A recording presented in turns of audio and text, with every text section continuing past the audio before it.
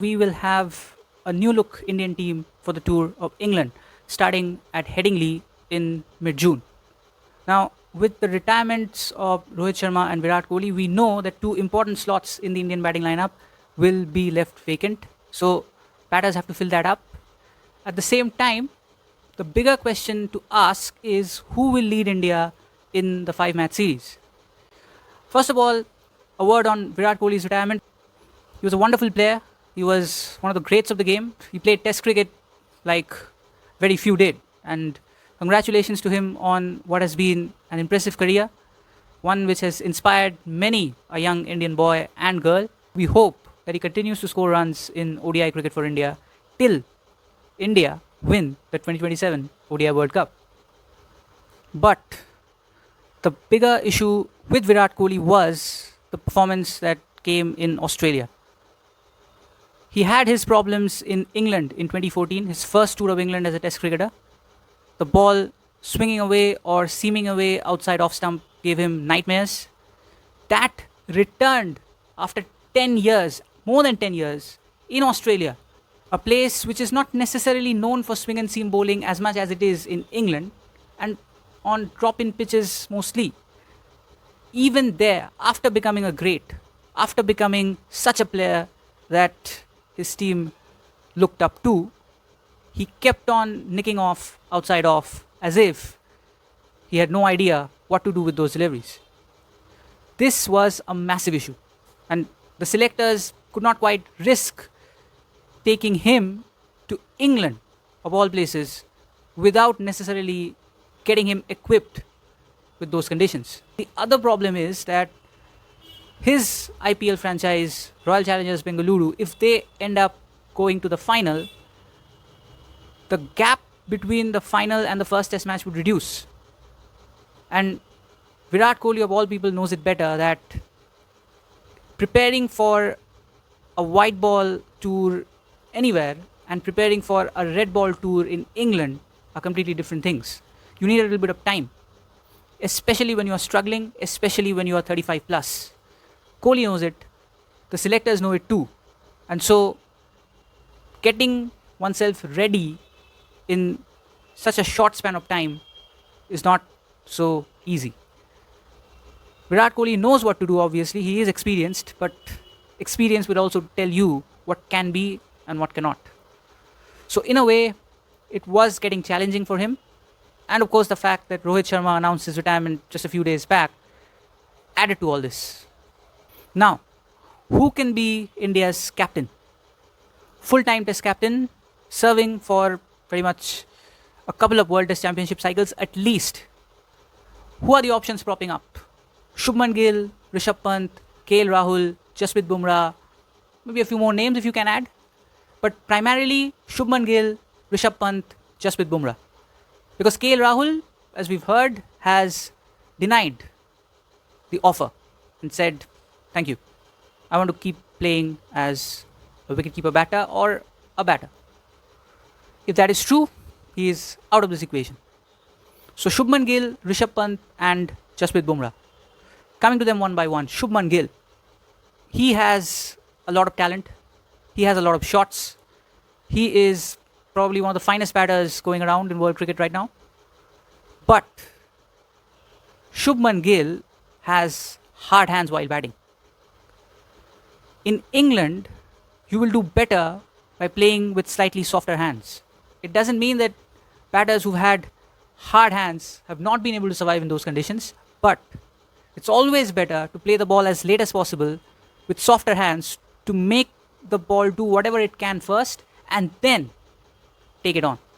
Of course, there's the other way of doing it.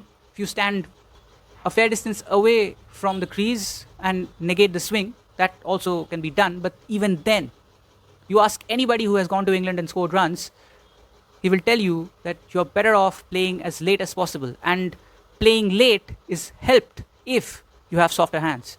Gill, whatever he has shown thus far in Test match cricket, is more a batter with hard hands.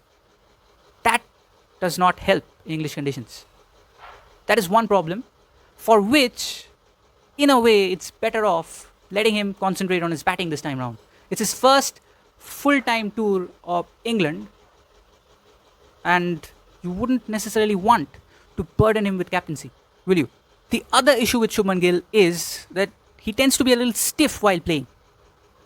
There's a little bit of tightness to his batting, which is good at times, but when you get too stiff, you tend to get cramped. You remember that dismissal that he had against Jasprit Bumrah in the IPL match recently at the Wankhede Stadium? Exactly, you focus on that. He got a little bit cramped there, the hands were hard, and he was pretty stiff. Taking nothing away from the delivery, it was an excellent delivery. Most batters could have been troubled by it, but there is a way to play it. In England, more of those deliveries will come his way. So, isn't it better to give him a free hand at his batting than put some extra load by way of captaincy? Well, he may want captaincy. There's nothing wrong in that. He's young. He has many years ahead of him as a cricketer. He has shown some positive signs of being captain for the Gujarat Titans, albeit that it's in a different format. Still, he may want captaincy, which is a good sign. You want young players to come up and take the role. But he has a lot to prove as a test match batter. He has a lot on his plate, and overseas, he has to deliver, which hasn't quite happened as of now. So, we're not too sure if Shubman Gill is the right option. Maybe India are looking at him as a long-term prospect for more than 5, 6, 7 years, maybe. But it's too early to take a call, we think, on Shubman Gill. Rishabh Pant. Now, how good a choice is he? Tell you what, if you look at his career thus far, he has succeeded the most in this format, that is Test match cricket. In T20s and in one-day cricket, he hasn't been as effective, even though many have thought otherwise.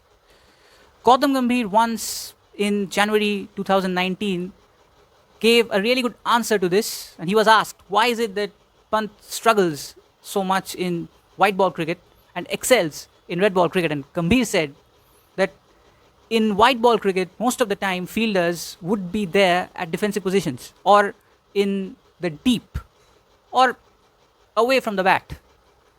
And his style of batting is all about playing lots of shots, aerial shots, attacking shots. So if he connects, it's okay. If he doesn't connect, miss hits, carry to the fielders in the deep, and he gets out caught. In Test match cricket, most of the fielders are closer to the bat, attacking the batter. So miss hits tend to drop in no man's lands. So that kind of helps him. But that doesn't mean that he should not improve on his batting in white ball cricket. This was what Gambhir had to say back in 2019, January 2019, when India were in New Zealand. Mind you, his test batting has still been brilliant. In the recently concluded Australia series, it was only one half century, which is something to take note of. But otherwise, his test match batting has been decent. More than decent, actually. His keeping has always been on the side of improving, which is another good thing for India. Coming to captaincy, we are not too sure about Rishabh Pant. And we say that because we feel here too he may be burdened with captaincy. Not because he has to keep wickets, come and bat again at an important position, help India go to a good score, not necessarily that. As a captain, he seems to be a bit lost at times in figuring out what needs to be done and what not. We've seen that on a number of occasions in the IPL with two different franchises. Now, this IPL is not over yet. Still, he has been a little bit off when it comes to utilizing the resources that he has, especially the bowling resources. Now, you cannot compare 20 overs cricket to red ball cricket, but Rishabh Pant does not necessarily fit the bill. He doesn't look a natural captain. You can make him one, obviously, if you give him time, if you invest in him, if you think that he's the man who can carry Indian cricket forward. You can try and pick him for this particular series to begin with, but again, he doesn't necessarily look a captaincy material right now. We've seen that he has captaincy aspirations, which is good. Let him score runs. He has been struggling for runs, mind you. Of late, he has been struggling for runs. As we mentioned, in Australia, he scored only 150. So, we can leave him alone, make him focus on his batting, make him focus on his keeping, and move over to the next option.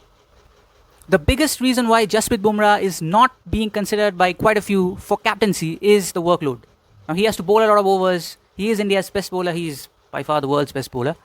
But in England, conditions will be slightly more easy for any fast bowler compared to Australia.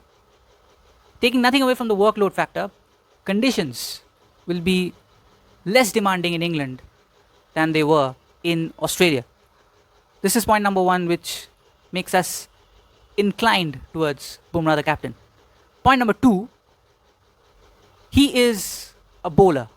Now, in England, which is known for swing and seam bowling, you want someone like him who can understand the nuances with the experience that he has as well. You better have a bowling captain now than a batting captain. It'll help. It'll only help a younger, a slightly less experienced Indian team, which has to be good when it comes to taking 20 wickets. Have a bowling captain in place. And point number three, Bumrah is not the worst. We've seen him captain, even in England, but he's not the worst. He uses his brain to the best of his ability, and tactically, he has shown signs of being pretty astute. He's not someone who shies away from being attacking. He's not someone who doesn't know when to defend. He's not someone who underbowls himself. He's not someone who's too reliant on somebody.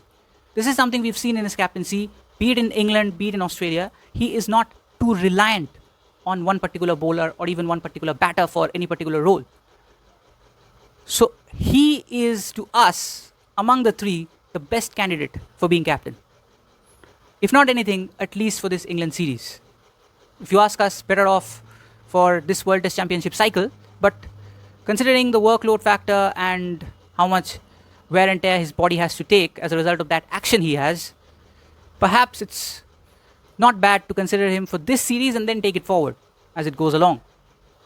The overall mix of experience, leadership ability, and of course, form is by the side of Jasprit Bumrah.